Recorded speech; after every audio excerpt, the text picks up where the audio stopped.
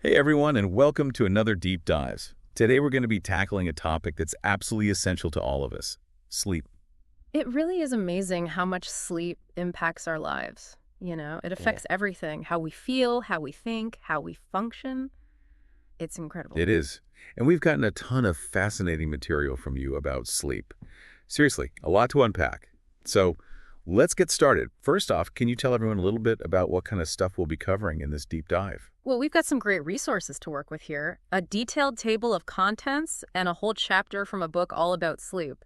But there's a bit of a I twist. twist. Okay, you've got my attention. The whole thing's in Chinese. Whoa. Okay, now I'm really intrigued. So how are we going to tackle this? No worries there. I'm fluent in Chinese, so we're all good. That's awesome. I'm glad we've got you here to guide us through this. My pleasure. And it's actually a perfect starting point because one of the things that really struck me was how differently ancient cultures viewed sleep. Like for the ancient Egyptians, Yeah. sleep was this sacred thing, almost a connection to the divine. So it wasn't just about resting your body, it was like a spiritual experience. Exactly. Almost like a nightly pilgrimage to the gods. Wow. That's such a different way of thinking about it than like how we often view sleep today. It is. And then you have the ancient Greeks, who were all about the soul's journey during sleep. Plato, for example, believed the soul temporarily left the body to seek knowledge and truth. Whoa, hold on. So they thought the soul went on like a solo adventure every night. Yeah, pretty wild, right? That's super cool. And dreams were like souvenirs from those adventures. Kind of. They were thought to be glimpses into this other realm where the soul was roaming free. That's mind-blowing. Yeah. What about in Chinese philosophy? Did they have any unique beliefs about sleep? Oh, absolutely. It all ties back to that idea of harmony and balance. Sleep was seen as a way to connect with the rhythms of nature, like the cycle of day and night, the seasons. It was all about restoring that balance through sleep, which was considered essential for good health and well-being. I love that idea. It's like instead of fighting against nature's rhythms, we're supposed to be in sync with them. Exactly. This is already so fascinating. We're only just scratching the surface here, and I'm already seeing sleep in a whole new light. So we've got those ancient perspectives, but how did ideas about sleep evolve over time? Like what happened after those ancient civilizations? Well, if you think about it, a lot of those early changes were practical ones. Like, for example, in the Middle Ages, you see the introduction of beds and mattresses. Huge shift in terms of comfort. Okay, I gotta admit, I'm a sucker for a comfy bed. Can't imagine I'm sleeping without one. right. And as we move into the Renaissance period, there's this real shift towards understanding the physiology of sleep, like what's actually happening in our bodies. Yeah, it's like science starts taking center stage. Exactly. And then, bam, you hit the 19th century, and it's like a sleep medicine revolution. Okay, tell me more about that. Well, for the first time, people start to understand sleep as a form of brain activity, not just this passive state. That's a game changer. It really was. And those early attempts at recording brain waves begin. It's amazing how those early scientists started to unlock those mysteries. I bet those early recordings were pretty basic compared to what we have today. Oh, totally. But they paved the way for all those incredible advancements in sleep science. I mean, think about it. Now we've got things like fMRI, genetic analysis, all this sophisticated technology that's allowing us to really understand sleep's impact on our brains and bodies. So we've gone from viewing sleep as this mystical experience to understanding it on a biological level. Yeah, it's amazing how far we've come. All right, so let's talk about that biological level a bit. What's actually going on in our brains and bodies when we sleep? Okay, so you've probably heard of REM sleep, right? Yeah, REM sleep. Isn't that when we dream? You got it. It's actually when your brain is almost as active as when you're awake. Wait, seriously. My brain is working out while I'm dreaming. What's going on there? Well, during REM sleep, your brain is busy processing emotions, consolidating memories, and it can even spark creative insights. Think of it as a nightly mental reorganization session. Whoa, so my brain is like decluttering while I sleep. That's wild. But what about my body? What's it doing during REM? Well, while your brain is buzzing, your body is basically paralyzed. What? Paralyzed? That sounds kind of creepy. I know, right? But it's a good thing, actually. It's a safety mechanism to prevent you from acting out your dreams. Okay, that makes sense. Imagine trying to fly around your room in the middle of the night. Yeah, Not a good look. exactly. All right, so we've got REM sleep, which is for the mind. What about those other sleep stages, the non-REM ones? Ah, yes, non-REM sleep. This is where the body gets to shine. Those stages are all about repair and rejuvenation. So it's like hitting the reset button on your body. Exactly. Non-REM sleep starts with light sleep and then progresses to deep sleep, which is super important for restoring your body, regulating those hormones, and boosting that immune system. It's like your body's overnight spa treatment. I like that. A spa treatment for your body. So if I'm understanding this correctly, REM is for the mind and deep sleep is for the body. That's a great way to think about it. Awesome. This is starting to make a lot more sense now, but I do have one more question. We've talked about how important deep sleep is for the body, but what exactly is happening in the brain during that stage? Oh, lots of amazing things. One of the most important is memory consolidation. Memory consolidation. Yeah. It's like your brain is taking those short-term memories and transferring them into long-term storage. So if I want to ace that next exam, I need to make sure I'm getting enough deep sleep. Exactly. And beyond memory, during deep sleep, your body releases growth hormone, which is crucial for cell growth and repair. So it really is like an overnight maintenance crew is hard at work. Okay, this is making me think about all those times I've pulled all-nighters. I mean, I always felt terrible afterward, but I never realized just how much I was missing out on. So let me ask you this. What are some of the consequences of not getting enough sleep regularly? Well, chronic sleep deprivation can have some pretty serious consequences. It can impact everything from your mood and your energy levels to your immune system. So it's not just about feeling tired and groggy. It's about your overall health. Exactly. Think about it like this. It's like running your car on fumes. Eventually, something's got to give. That's a great analogy. Okay, so we've established that sleep isn't just about feeling rested. It's crucial for protecting our long-term health. But I'm curious, what about those times when sleep itself becomes a problem? Like what happens when people have trouble sleeping? You're talking about sleep disorders like insomnia, right? Yeah, exactly. Yeah. I've also heard of sleep apnea, where your breathing actually stops and starts during sleep. That sounds terrifying. It definitely can be.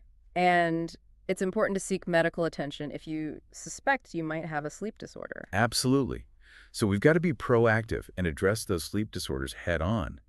But what about those of us who don't have a specific disorder, but still struggle with sleep from time to time? What can we do to improve our sleep quality? One of the most effective approaches is focusing on what's called sleep hygiene. Sleep hygiene. Okay, I've heard that term before, but I'm not entirely sure what it means. Yeah, so sleep hygiene is basically about creating a personalized routine and a sleep-conducive environment that promotes better sleep. Things like having a consistent sleep schedule, making sure your bedroom is nice and dark and quiet, even the temperature. Oh, I've heard that keeping your bedroom cool can help with sleep. Exactly. It's all connected. Fascinating.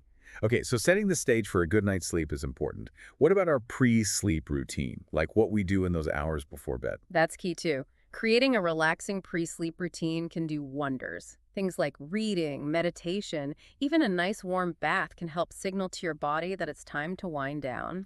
That makes sense. But I know one thing that can really mess with my sleep is technology, especially scrolling on my phone before bed. Oh yeah, that blue light emitted from our devices is a major culprit. It's so hard to resist, though. I know, right? It's almost an addiction. It is. I've definitely been guilty of staying up way too late, just scrolling through my phone, and then I wonder why I can't fall asleep. And it's not just the blue light, it's the constant stimulation. Totally. Like checking social media, watching videos, it keeps your mind racing. Exactly. That's why setting boundaries with technology, especially in those hours leading up to bedtime, is a key part of good sleep hygiene. Okay, so work schedules can affect our sleep, technology can affect our sleep. Sounds like a lot to consider. It is. And you know what else plays a huge role in our sleep habits? Culture. Really? Like how so? Oh, well, cultural norms definitely influence our perceptions of sleep and what's considered normal when it comes to bedtime routines. You know what, now that you mention it, I've heard about how some cultures are really big on napping, like the siesta in Spain, right? Exactly. But here, napping is often seen as something only lazy people do. It's interesting how those perceptions can vary from culture to culture. That's a great point. So there's no one-size-fits-all approach to sleep. Definitely not. What works for one person might not work for another. It's all about finding what works best for you. So true. All right, we've talked about work schedules, technology, and now culture. It's a lot to take in. Is there one key takeaway that you want our listeners to remember from all this? I think the most important thing is just to be aware of all the factors that can impact your sleep. The more you understand, the more control you have. I love that. It's like taking ownership of your sleep instead of letting it just happen to you. Exactly. All right, so how do we even begin to create a more sleep-positive culture, both for ourselves and our communities? Well, it starts with education. We need to start treating sleep as a fundamental human need, just like eating and breathing. You know, it's funny you say that, but I remember reading somewhere that the average person will spend about a third of their life sleeping. That's a lot of time. It is. And if we're going to spend that much time doing something, we might as well try to make it as positive and as restorative as possible. Absolutely. So how do we do that? Where do we even start? Well, I think it starts with small steps. Educating ourselves and those around us about the importance of sleep is crucial. And beyond that, it's about creating supportive environments that actually prioritize sleep. Okay, so what would that look like? Give me an example. Well, think about the workplace. We could advocate for more flexible work schedules, encourage companies to have policies that support employees' well-being, encourage people to take breaks and prioritize their health. It's like a cultural shift. Yeah.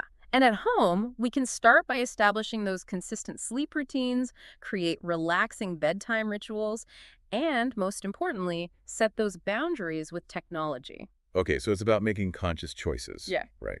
And building healthy habits. Exactly. But what about those times when we're lying in bed staring at the ceiling and we just can't seem to fall asleep? Oh, yeah. We've all been there.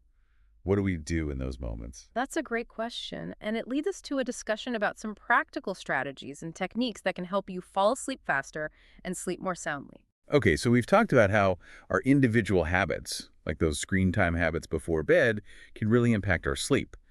But I'm curious about the bigger picture stuff. You mentioned earlier how work schedules, technology, and even cultural norms all play a role too. Where do we even begin with unpacking all of that? Well, let's start with work, because I think that's something a lot of people can relate to.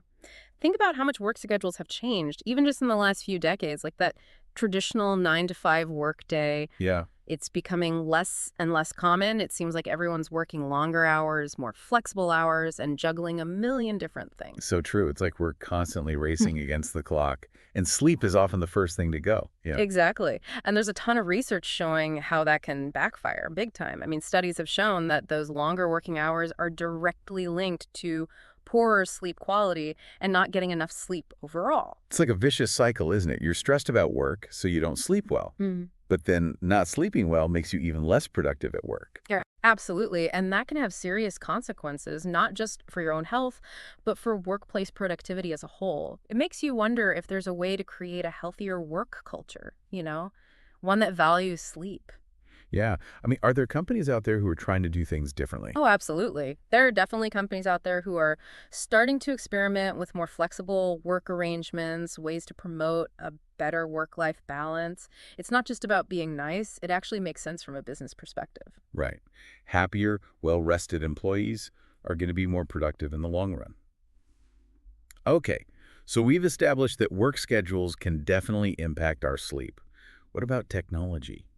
I feel like that's a huge one these days. It is, and it goes way beyond just that blue light issue we talked about earlier, Totally. I mean, for me, it's that constant stimulation, that feeling like you always have to be connected, checking social media, catching up on news. Exactly. Like even when you're trying to wind down for the night, your mind is still racing. Yeah.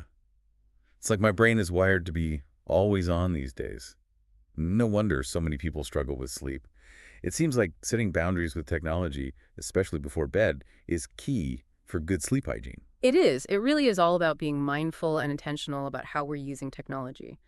But, beyond those individual choices, it's fascinating to consider how cultural norms influence our sleep habits, too. Oh, that's a great point. I remember reading somewhere that in some cultures, like in Spain, there's that tradition of taking a siesta in the afternoon. But here, that's often seen as something only like little kids do. It's funny how those perceptions vary, isn't it? I mean, there's a lot of research showing that napping can actually be beneficial for restoring energy and improving alertness. But of course, if you don't do it strategically, it can mess with your nighttime sleep. Like so many things with sleep, it's about finding the right balance. Right. It's like there's no one perfect way to sleep, right? It's about finding what works for you.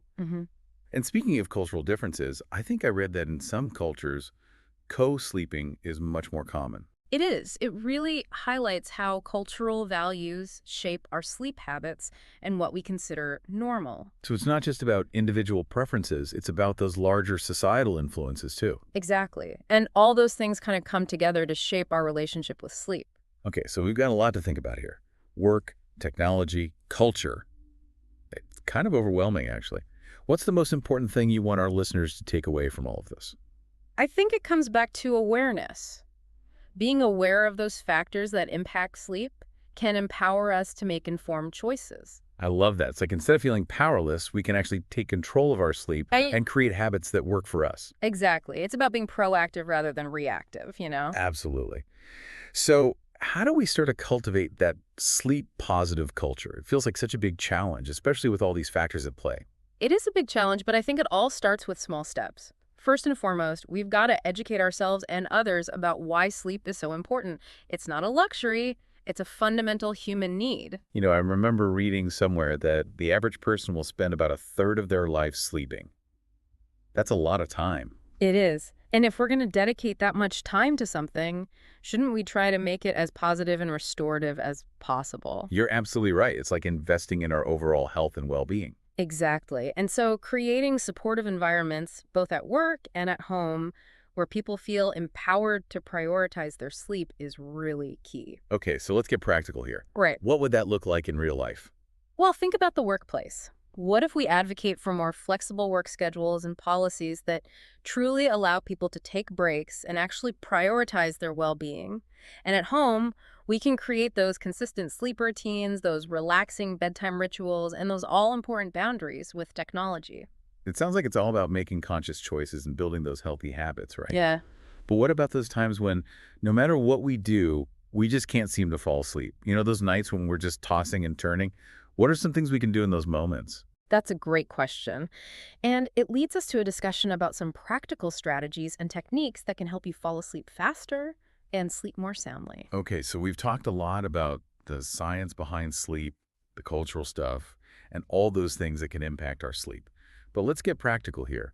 What are some things people can actually do when they're lying in bed, staring at the ceiling, and just can't seem to fall asleep? Well, first things first, it's important to remember that there's no magic bullet, you know? What works for one person might not work for another. Right.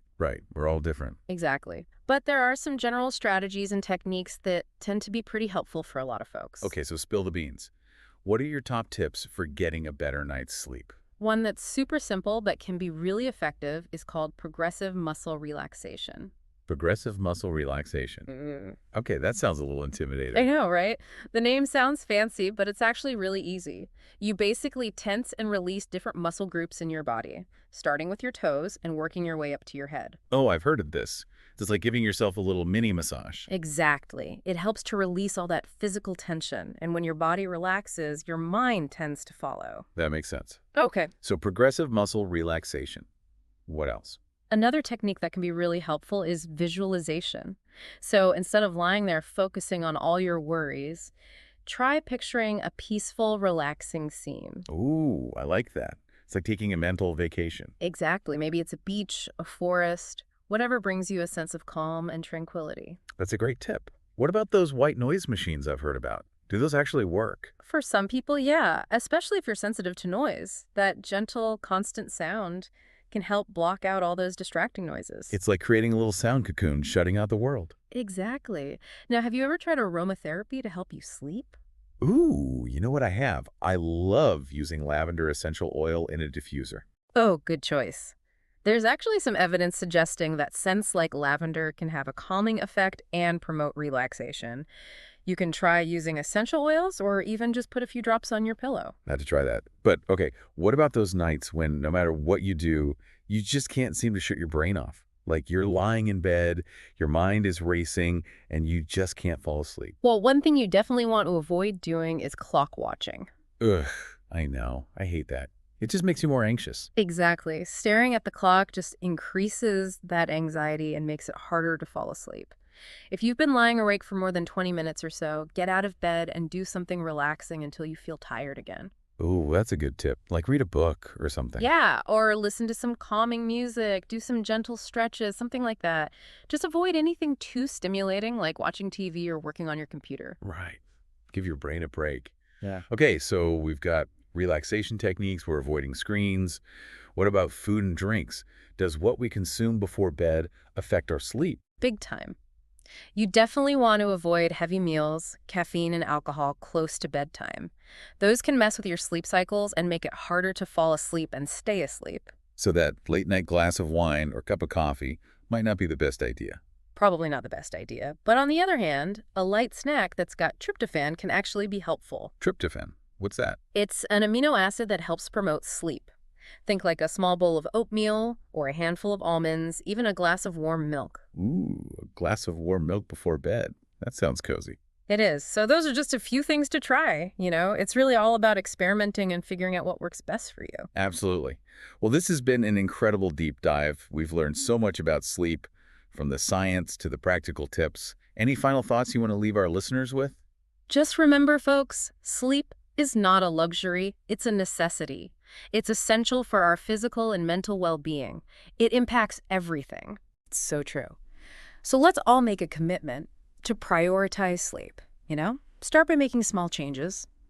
Create that relaxing bedtime routine, put away those devices, and give yourself the gift of a good night's sleep.